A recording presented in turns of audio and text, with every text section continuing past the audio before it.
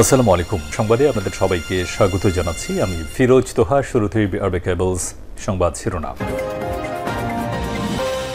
আন্তর্জাতিক বাংলা সংবাদে আপনাকে স্বাগত। চলছে ইসরায়েল এবং ফিলিস্তিনিদের মধ্যে সংঘর্ষ।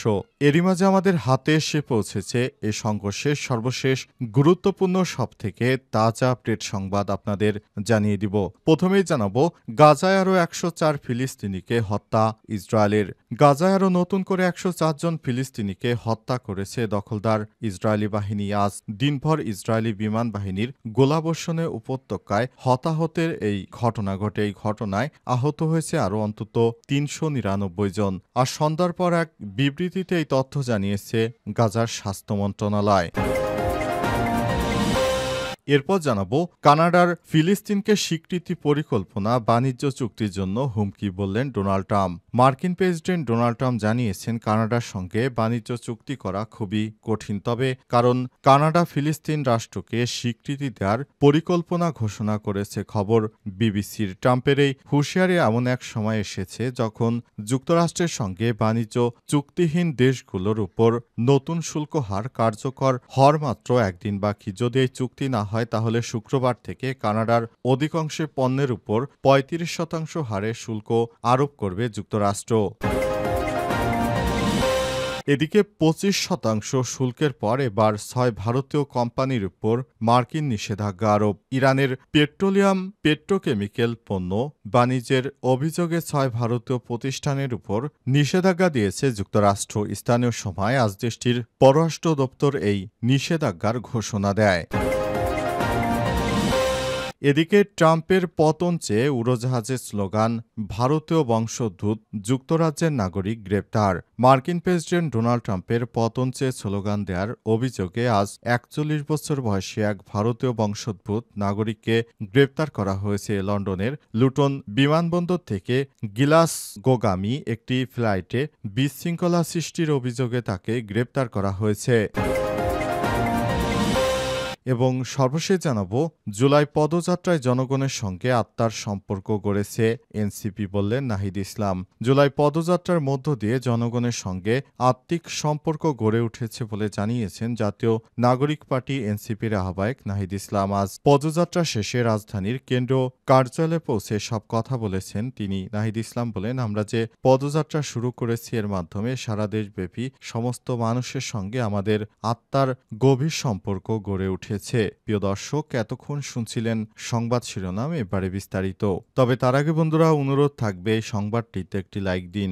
এই চ্যানেলে আপনি নতুন হয়ে থাকলে আমাদের সংবাদটি দেখতে দেখতে চ্যানেলটি সাবস্ক্রাইব করে রাখুন। কমেন্ট করে বন্ধুরা আপনার মূল্যবান মতামত জানিয়ে দিন আপনি বিশ্বের কোন দেশ থেকে বা বাংলাদেশের কোন স্থান থেকে আমাদের সংবাদটি দেখছেন এবং শুনছেন। আর বন্ধুরা, এই সংবাদটি আপনার সোশ্যাল মিডিয়া ফেসবুকে শেয়ার করে বন্ধুদেরও দেখার সুযোগ করে দিন। গাজা যুদ্ধে আপনি যদি নিরীহ ফিলিস্তিনিদের ভালোবেসে থাকেন, বন্ধুরা কমেন্টে ইয়েস লিখে বিশ্ববাসীকে জানিয়ে দিন। সংবাদটি আপনার সোশ্যাল মিডিয়া ফেসবুকে শেয়ার করে দিন, যাতে করে আমাদের পরবর্তী আপডেট সংবাদগুলো সবাই দেখতে পারে। এবারে বিস্তারিত। গাজা যুদ্ধ নিজেকে শেষ করেছে প্রায় ৫০ জন ইসরায়েলি সেনা।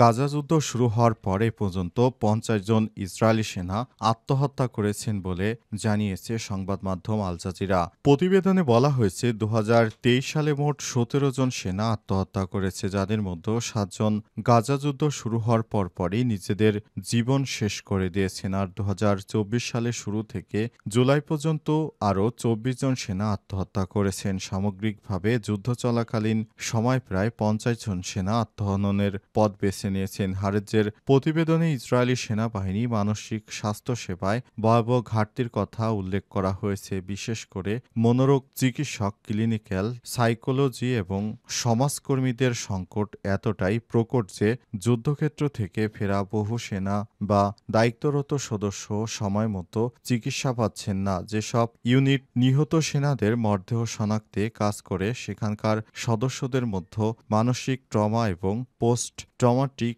স্ট্রেস ডিসঅর্ডার অনেক বেশি। সেনাবাহিনীর তথ্যমতে প্রতি মাসেই শত শত মানসিকভাবে বিপর্যস্ত সেনাকে পুনর্বাসন সেবায় ভর্তি করা হচ্ছে। ইসরায়েলি সামরিক বাহিনীর প্রকাশিত তথ্য অনুযায়ী 2023 সালের অক্টোবর থেকে গাজা যুদ্ধ শুরুর পর এ পর্যন্ত 898 জন ইসরায়েলি সেনা নিহত এবং 6134 জন আহত হয়েছে। তবে দেশটির অভ্যন্তরীণ মহলে সেনাবাহিনীর বিরুদ্ধে প্রকৃত ক্ষয়ক্ষতির গোপনের অভিযোগ রয়েছে। অনেক পরিবারের দাবি নিহত প্রকৃত সংখ্যা সেনার সংখ্যা আরও অনেক বেশি, কিন্তু তারা সেই বিষয়টি পরিবারকে জানায়নি, যাতে করে ওই সরকার বিপদে পড়তে পারে। কানাডার ফিলিস্তিন স্বীকৃতি পরিকল্পনা বাণিজ্য চুক্তির জন্য হুমকি বললেন ডোনাল্ড ট্রাম্প। মার্কিন প্রেসিডেন্ট ডোনাল্ড ট্রাম্প জানিয়েছেন কানাডার সঙ্গে বাণিজ্য চুক্তি করা খুব কঠিন হবে, কারণ কানাডা ফিলিস্তিন রাষ্ট্রকে স্বীকৃতি দেওয়ার পরিকল্পনা ঘোষণা করেছে। খবর বিবিসির। ট্রাম্পের এই হুঁশিয়ারি এমন এক সময় এসেছে যখন যুক্তরাষ্ট্রের সঙ্গে বাণিজ্য চুক্তিহীন দেশগুলোর উপর নতুন শুল্ক হার কার্যকর হওয়ার মাত্র একদিন বাকি। যদি এই চুক্তি না হয় তবে শুক্রবার থেকে কানাডার অধিকাংশ পণ্যের উপর 35% শুল্ক হারে আমদানি শুল্ক আরোপ করা হবে। কানাডার প্রধানমন্ত্রী মার্ক কার্নি সম্প্রতি ঘোষণা করেছেন তার দেশ যুক্তরাজ্য এবং ফ্রান্সের মতো ফিলিস্তিনকে স্বীকৃতি দেবে। এই পদক্ষেপ এমন সময় নেওয়া হলো যখন গাজায় দুর্ভিক্ষ এবং অপুষ্টিজনিত মৃত্যুর আশঙ্কাজনক হারে বাড়ছে। আজ হামাস পরিচালিত গাজার স্বাস্থ্য মন্ত্রণালয় জানায় পুষ্টিহীনতায় আরও 7 জন ফিলিস্তিনি মারা গেছে। এর আগে জাতিসংঘ ও আন্তর্জাতিক সংস্থাগুলো গাজার অবস্থা নিয়ে গভীর উদ্বেগ প্রকাশ করে। এর আগে এই সপ্তাহে প্রেসিডেন্ট ট্রাম্প বলেছেন গাজায় বাস্তব দুর্ভিক্ষ চলছে এবং তিনি ইসরায়েলের সঙ্গে মিলে পরিস্থিতি স্বাভাবিক করতে কাজ করছেন। এদিকে মধ্যপ্রাচ্য বিষয়ক মার্কিন বিশেষ দূত স্টিভ উইটকপের বৃহস্পতিবার ইসরায়েলি কর্মকর্তাদের সঙ্গে বৈঠক করার কথা রয়েছে। যুক্তরাষ্ট্র কানাডা বাণিজ্য, গাজা পরিস্থিতি এবং ফিলিস্তিন রাষ্ট্রকে স্বীকৃতি ঘিরে কূটনৈতিক পরিবেশ উত্তপ্ত হয়ে উঠেছে। 25% শুল্কের পর এবার 6 ভারতীয় কোম্পানির উপর মার্কিন নিষেধাজ্ঞা আরোপ। ইরানের পেট্রোলিয়াম ও পেট্রোকেমিক্যাল পণ্য বাণিজ্যের অভিযোগে 6 ভারতীয় প্রতিষ্ঠানের উপর নিষেধাজ্ঞা দিয়েছে যুক্তরাষ্ট্র। স্থানীয় সময় দেশটির পররাষ্ট্র দপ্তর এই নিষেধাজ্ঞা ঘোষণা দেয়। যুক্তরাষ্ট্রের দাবি সব ভারতীয় কোম্পানি ইরানি তেল ও পেট্রোকেমিক্যাল পণ্য কেনাবেচায় গুরুত্বপূর্ণ লেনদেনের সঙ্গে জড়িত। তারা ইচ্ছা করে মার্কিন নিষেধাজ্ঞা লঙ্ঘন করেছে। জানা গেছে নিষেধাজ্ঞা পাওয়া প্রতিষ্ঠানগুলোর মধ্যে সবথেকে গুরুত্বপূর্ণ অভিযোগ উঠেছে অল কেমিক্যাল সলিউশনস প্রাইভেট লিমিটেডের বিরুদ্ধে। 2024 সালে জানুয়ারি থেকে ডিসেম্বর পর্যন্ত প্রতিষ্ঠানটি $84 মিলিয়ন বেশি মূল্যের ইরানি পেট্রোকেমিক্যাল পণ্য আমদানি করেছে বলে অভিযোগ যুক্তরাষ্ট্রের। এর বাইরে বাকি প্রতিষ্ঠানগুলোর মধ্যে গ্লোবাল ইন্ডাস্ট্রিয়াল কেমিক্যালস লিমিটেড 2024 সালের জুলাই থেকে 2025 সালে জানুয়ারির মধ্যে $51 মিলিয়ন বেশি মূল্যের ইরানি মিথানল সহ অন্যান্য পণ্য আমদানি করেছে। জুপিটার ডাই কেম প্রাইভেট লিমিটেড একই সময়ের মধ্যে $49 মিলিয়ন বেশি টোলুইন সহ ইরানি পণ্য আমদানি করেছে। রমনিকলাল এস গ্লোসালিয়া অ্যান্ড কোম্পানি নামের একটি প্রতিষ্ঠান মিথানল ও টোলুন সহ প্রায় $22 মিলিয়ন ইরানি পেট্রোকেমিক্যাল পণ্য কিনেছে বলে জানিয়েছে যুক্তরাষ্ট্রের বিচার বিভাগ। প্রেসিডেন্ট পেট্রোকেম প্রাইভেট লিমিটেড 2024 সালে অক্টোবর থেকে ডিসেম্বর পর্যন্ত প্রায় $14 মিলিয়ন মিথানল আমদানি করেছে। এছাড়াও কাঞ্চন পলিমার্স নামের এক প্রতিষ্ঠান ইরানি পলিথিন আমদানি করেছে $13 লাখ বেশি। যুক্তরাষ্ট্রের নিষেধাজ্ঞার আওতায় দেশটিতে থাকা এসব প্রতিষ্ঠান মার্কিন সম্পদ বাজেয়াপ্ত হবে এবং কোনো মার্কিন ব্যক্তি বা প্রতিষ্ঠান তাদের সঙ্গে আর বাণিজ্য করতে পারবে না। এমনকি এসব কোম্পানির 50% বা তার বেশি মালিকানা যে প্রতিষ্ঠানের সেগুলো নিষেধাজ্ঞার আওতায় ধরা হবে। যুক্তরাষ্ট্র বলছে এই পদক্ষেপ ইরানের বিরুদ্ধে তাদের সর্বোচ্চ চাপ প্রয়োগ নীতির অংশ।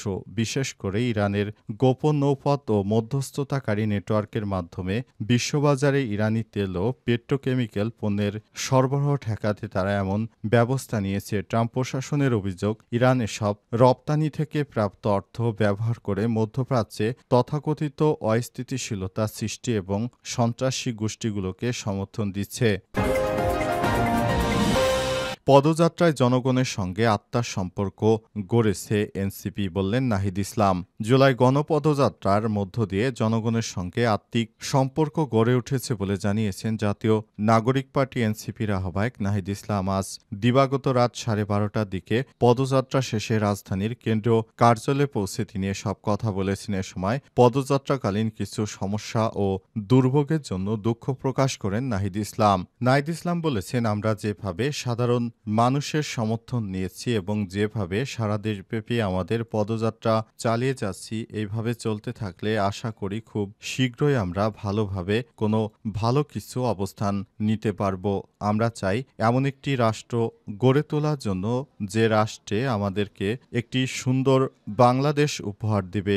এই বাংলাদেশের মাধ্যমে আমরা নতুনভাবে বাঁচতে চাই। এই বাংলাদেশ আমাদেরকে অধিকার দেবে। এভাবেই আমরা নতুন বাংলাদেশ গড়ে সেই বাংলাদেশকে নিয়ে আমরা আগামীতে বেঁচে থাকতে চাই। কিন্তু কিছু দুষ্টচক্র দেখা যাচ্ছে, তারা বিভিন্ন ষড়যন্ত্র করে আমাদের পদযাত্রাকে নস্যাৎ করতে নানারকম চক্রান্ত করেছে। তবে সেই চক্রান্তের বিষয়টি আমরা কোনোভাবেই গ্রহণ করছি না। চক্রান্তকারীদেরকে চরম শিক্ষা দেওয়ার কথা জানিয়েছেন তিনি। এছাড়াও প্রতিদিন যেভাবে তাদের বিরুদ্ধে প্রোপাগান্ডা ছড়ানো হচ্ছে, সেটাও প্রতিহত করার ঘোষণা দিয়েছেন নাহিদ ইসলাম। এছাড়াও তিনি এমনভাবে চলার জন্য তিনি বলেছেন, যেটা বাংলাদেশের মানুষের জন্য খুবই ভালো একটি অবস্থান তৈরি করে।